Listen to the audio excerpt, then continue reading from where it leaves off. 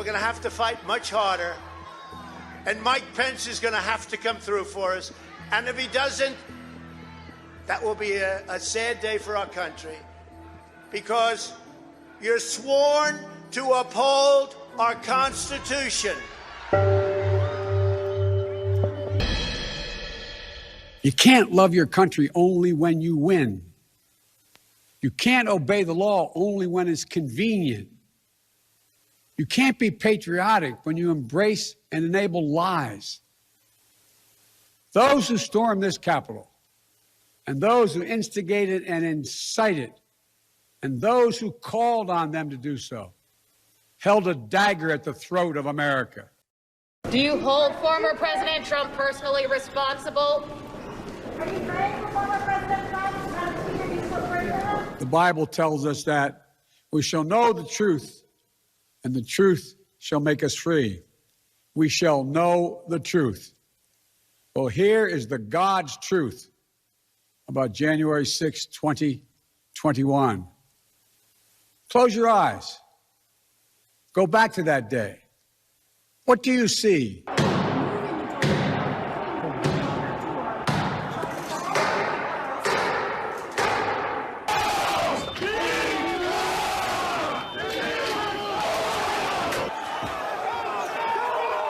Rioters rampaging, waving for the first time inside this Capitol Confederate flag that symbolized the cause to destroy America.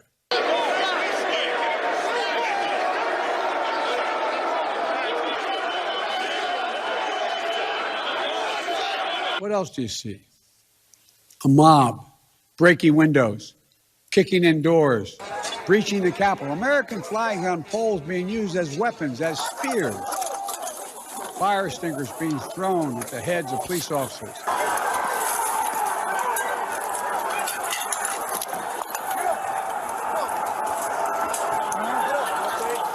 We saw with our own eyes.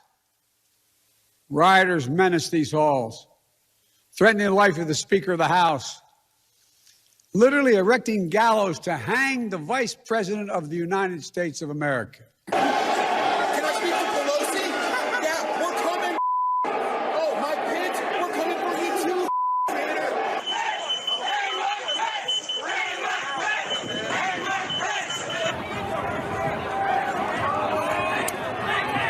They've got the gallows set outside this Capitol building. It's time to start using them. Start making a list, put all those names down, and we start hunting them down one by one. We had a disbursement of tear gas in the rotunda. Please be advised there are masks under your seats. Please grab a mask, place it in your lap, and be prepared to don your mask in the event that we get a breach.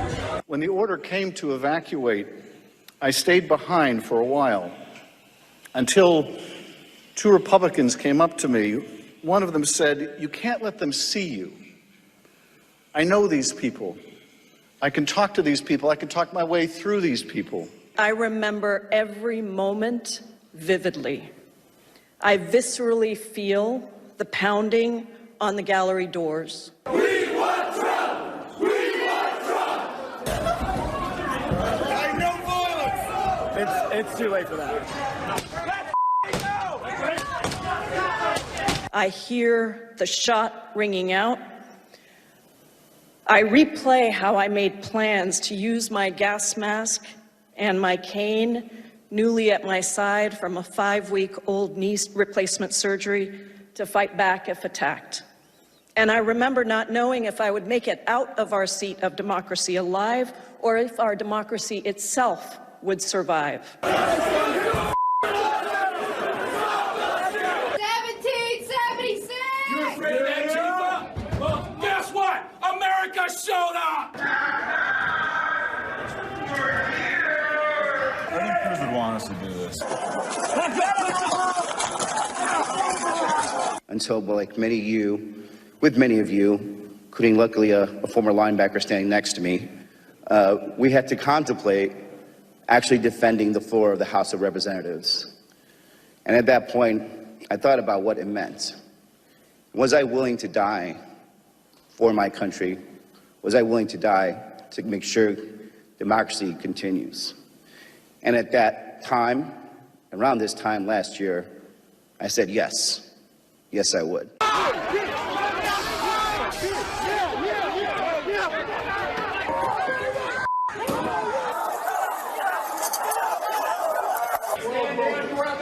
There's a million of us out there, and we are listening to Trump, your boss. What the extremists who roamed these halls targeted was not only the lives of elected leaders. What they sought to degrade and destroy was not only a building, hallowed as it is. What they were assaulting were the institutions, the values, the ideals that generations of Americans have marched, picketed, and shed blood to establish and defend.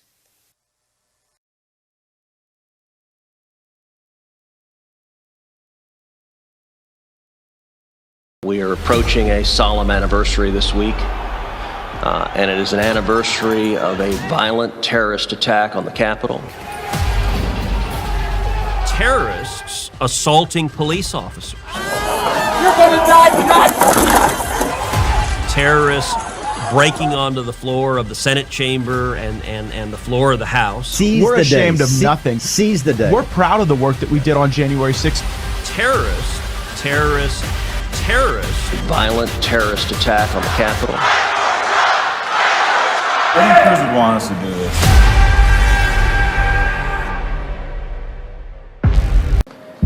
We are approaching a solemn anniversary this week. I'm done. I am done with Ted Cruz. And it is an anniversary of a violent terrorist attack on the Capitol. What he did is betrayed the truth when he said terrorists. A violent terrorist attack on the Capitol. Really? This man is an insult to the word conservative, and I hope Texas tells him, and that man will never ever be reelected.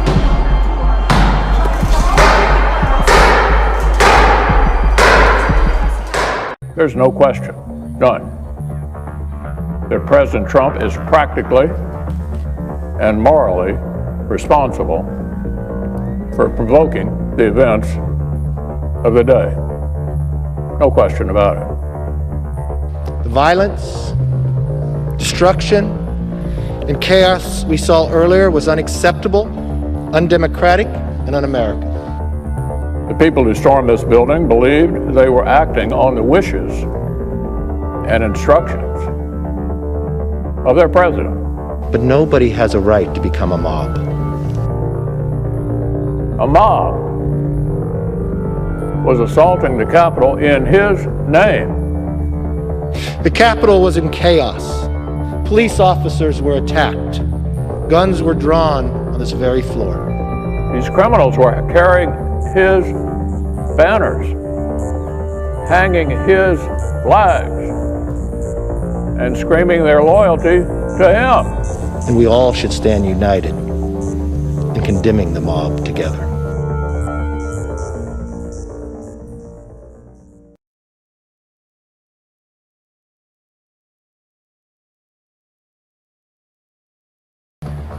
We are approaching a solemn anniversary this week, and it is an anniversary of a violent terrorist attack on the Capitol.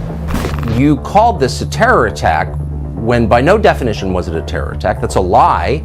You told that lie on purpose, and I'm wondering why you did. The way I phrased things yesterday, it was sloppy and it was frankly dumb. And I don't buy that. Whoa, I don't buy that. Look, I've known you a long time, since before you went to the Senate. You were a Supreme Court contender. You take words as seriously as any man who's ever served in the Senate. A violent terrorist attack on the Capitol. And every word you repeated that phrase. A violent terrorist attack on the Capitol. I do not believe that you used that accidentally. I just don't. It was a mistake to say that yesterday. I guess I just don't believe you. Are you trying to say that as of January 20th, that President Trump will be president? That depends on what happens on Wednesday. President Trump won this election. You think the election was stolen? Absolutely. At this point, we do not know who has prevailed in the election. This fraud was systemic, and I dare say it was effective. This is a contested election. President Trump won by a landslide. Hold them this way!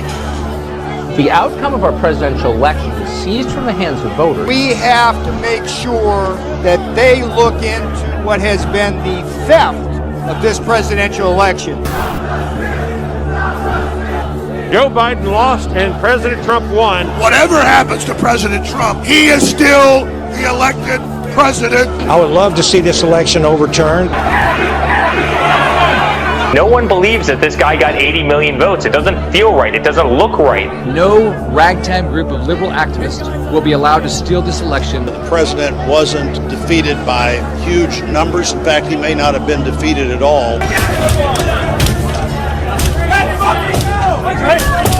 Over the next 10 days, we get to see the ballots that are fraudulent, and if we're wrong, we will be made fools of.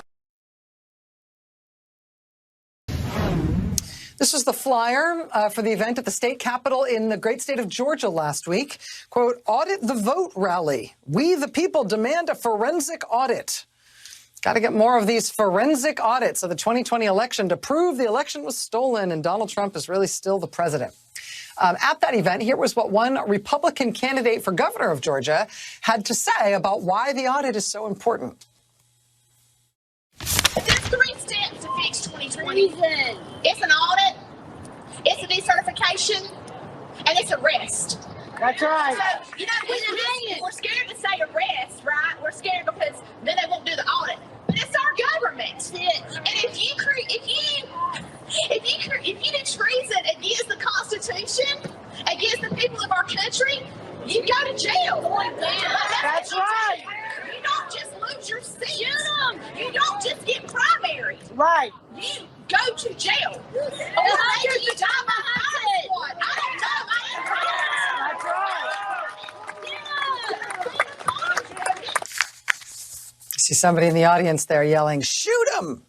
As she's kind of getting up to the crescendo there of her remarks.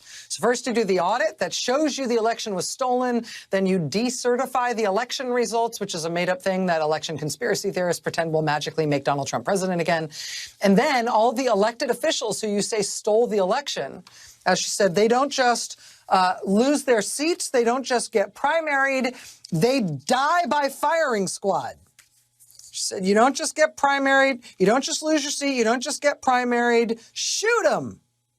You go to jail, or maybe you die by firing squad. Warning that the insurrection on our democracy is still alive and sadly thriving. What we saw play out on January 6th was just the beginning. While the House Select Committee investigates what happened at the Capitol, as well as the events that transpired behind closed doors, veiled in secrecy, the slow-rolling insurrection is now unfolding in front of our very eyes. And we should all be very concerned. The attacks on our democracy are happening state by state, with Republicans taking steps to allow them to fraudulently claim victory in future elections. At least 19 states have passed new laws this year, making it harder for you to vote. That includes making it harder to register, restricting absentee and mail-in voting, and shortening early voting periods. Then there's the fear-mongering over issues of race and boogeymen like critical race theory to scare particularly white voters toward the GOP. We saw how that played out in Virginia. We also see Republicans trying to gerrymander their way into far more seats than they deserve based on the demographics and the census results. As of now, it's basically an apartheid democracy in Georgia, where yesterday the Republican-controlled Senate passed a new map giving Republicans nearly 60% of the seats, even though the Democrats won the state with a nearly even partisan split in 2020. And if somehow Democrats are able to overcome all of that and win, Republicans are setting themselves up to simply reverse those victories by allowing themselves to put their people in charge of elections, especially in places with a lot of black and brown voters like Fulton County, Georgia. This is all happening for one reason: their unquenchable thirst for power. If Republicans regain control of the House next year, for example, you better believe one of their first moves will be to end any investigation into January 6th. And speaking of that investigation, despite Trump's repeated effort to bury potential evidence, He once again finds himself on the losing end, with a federal judge rejecting his attempt to withhold his records from the House Select Committee. And this has got to sting. The judge wrote, "Presidents are not kings, and the plaintiff is not president." And with a series of new subpoenas going out this week, the committee now needs to make sure Trump's lemmings will actually cooperate. Steve Bannon has already said he's not showing up, and Stephen Miller is looking to follow his lead. Now, why does this matter? Because this should be about consequences. If the Department of Justice decides not to bring contempt charges against Bannon, why would any other person bother complying with Congress's subpoenas? And for those people arrested for the January 6th attack, the consequences, quite frankly, have been pretty mild. How can we prevent another January 6th from happening? The vice chair of the January 6th committee, Liz Cheney, laid out the threat that this country is now facing. At this moment, when it matters most, we are also confronting a domestic threat that we've never faced before. A former president who's attempting to unravel the foundations of our constitutional republic, aided by political leaders who have made themselves willing hostages to this dangerous and irrational man. With me now, Glenn Kirshner, former federal prosecutor, Olivia Troy, former senior aide to Mike Pence and director of the Republican Accountability Project, and Malcolm Nance, MSNBC counterterrorism and intelligence analyst. Thank you all for being here. Glenn, I'm going to start with you. I want to read a little bit of the letters that were sent to Kayleigh McEnany and Stephen Miller. Here's the letter, part of the January 6th committee's letter to Kayleigh McEnany, who was an aide to Donald Trump. She made that they saying that you, McEnany, made multiple public statements from the White House and elsewhere about purported fraud in the November 2020 election that were echoed by the insurrectionists, and that she popped in and out to join Mr. Trump as he watched the attack on the U.S. Capitol. Letter to Stephen Miller. Miller, they're saying you were aware of and participated in efforts to spread false information about alleged voter fraud, as well as efforts to encourage state legislatures to alter the outcome of the November 2020 election by, among other things, appointing alternate slates of electors to send competing electoral votes into the United States Congress. Here's how Stephen Miller reacted to that when he was on Fox News. I haven't received any documents, Laura, or any communication at all. But what I'll say is this. It's just an attempt, and you know this as well as anybody, to distract from the horrific failures of the Biden presidency. And we're now living through those disastrous results. And this is just one more attempt to change the subject. Yeah, you're not going to be showing up to testify in this so-called select committee. Of course, I don't even have the documents, Laura. You're not going to show up, Laura Ingraham said. I mean, if we're at the point now where Republicans no longer believe that subpoenas apply to them, then I think we have fallen out of the rule of law. What are the consequences if, for instance, Bannon is not held to such an account that people like Kayleigh McEnany and that creepy fellow, Stephen Miller, decide they have to comply? What are the consequences of that? Yeah, you know, subpoenas are not supposed to be viewed as party invitations. You can't decline. And here is the problem. We're in a holding pattern, Joy, because we're on day 20 of the Steve Bannon indictment watch. And Congress, being a co-equal branch of government, is waiting on the executive branch, the Department of Justice, the U.S. Attorney's Office for the District of Columbia, to do its Congress's enforcing. I've been saying all along, as have many others, including members of Congress, Congress needs to take the bull by the horns, use its own lawful power of inherent contempt, and bring Steve Bannon, to justice. Lock him up, detain him until he testifies, thereby purging the contempt. The nice thing about that is Steve Bannon will have the keys to the cell in his hand. All he has to do is testify. And the problem is, it feels like we've lost sight about the difference between criminal contempt and inherent contempt. Criminal contempt is designed to punish somebody who's committed the crime of contempt of Congress. That crime is complete, and Steve Bannon ought to be prosecuted. Inherent contempt is designed to compel testimony, the testimony that the House Select Committee so desperately needs, so we can ensure that this doesn't happen again. They have the power. They need to use it. And Olivia, the thing that should concern everyone, there is this sort of laxity that it feels like there is at the DOJ. You know some of these people. Isn't it the case that they are most likely simply waiting for what they believe will happen because they are engineering for it to happen, that they cannot lose. Right? In 2022, they are sort of trying to bioengineer Republican victories all across the country such that they get back control of at least the House. Because the minute they get back control of the House, people like Kayleigh McEnany, people like Kevin McCarthy, who could be subpoenaed and likely will be. He was talking to Trump, too, just like she was on the day of the insurrection. They're just going to wipe this insurrection, not the insurrection, they're going to wipe away the investigation. They can simply end the investigation. All they need is power. All of this feels to me like a setup, right? That they think they can simply avoid justice by taking over all of the machinery and making sure that justice disappears. You know these people. Is that how they think? Absolutely. They are dragging their feet, and they are going to slow roll the process as much as possible and obstruct it, because that is what they want. And they're hoping that people don't move fast enough. They know how this works. Like, I watched these people firsthand. I know how they passed the child separation stuff. I saw them do horrible things in the executive orders that they worked on. And they knew the workarounds of the legality of things. They knew, when I watched, what was happening with the first impeachment and how they behave with subpoenas and the type of tactics that they use are being repeated now today. And they know exactly what they're doing. And they know that if they hold on, they will be in power and this investigation won't matter. And it's unfortunate. It's a detriment to national security because we need to get to the bottom of this. There's so many questions left to ask and so many answers and so many gaps that would really benefit the Homeland Security enterprise. That's the other aspect of this, right? There's accountability and there's also preventing this from happening again. But they don't care about that. They don't care about our democracy, the Constitution, the rule of law. Americans, all they care about is themselves, covering for themselves, and this one man sitting in Florida eating cheeseburgers all the time, trying to dictate everything. Well, and Malcolm, it's sort of autocracy 101, that the autocrat's party is not subject to the laws, right? The laws don't apply to them.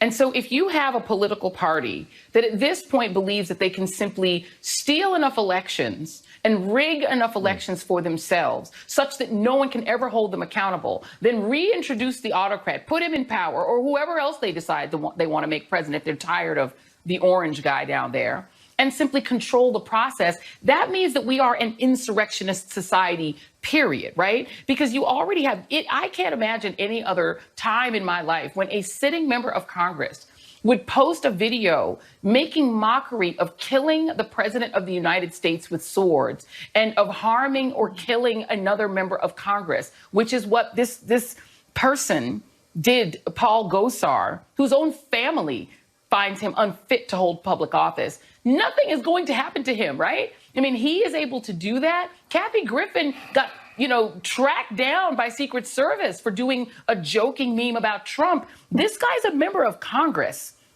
And this is where we are. Your thoughts, Malcolm? Well, Glenn and Olivia are both right. What we're seeing here is, and I think we're using the wrong word, and you'll have to apologize if I keep emphasizing this word. We are not in a slow-rolling insurrection. The insurrection has happened.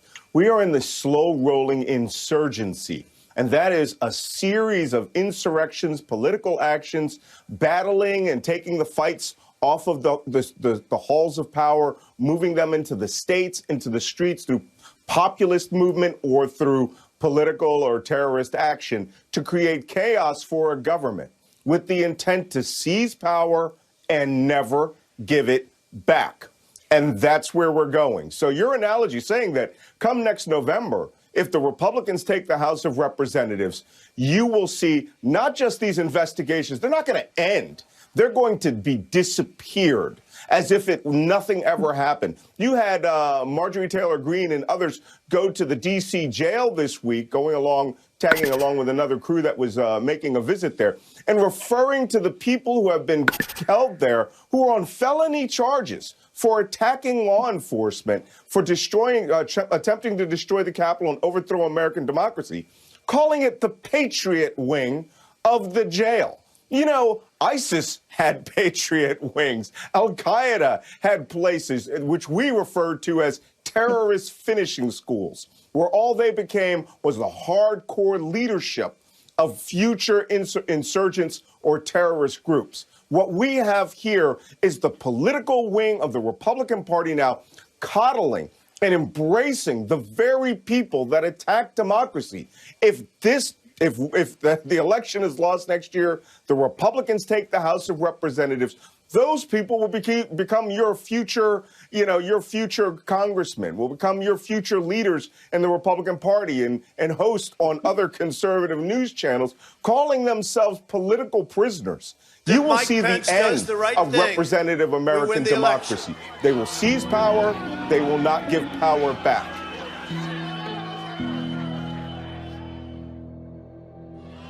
And I hope Mike Pence comes through for us.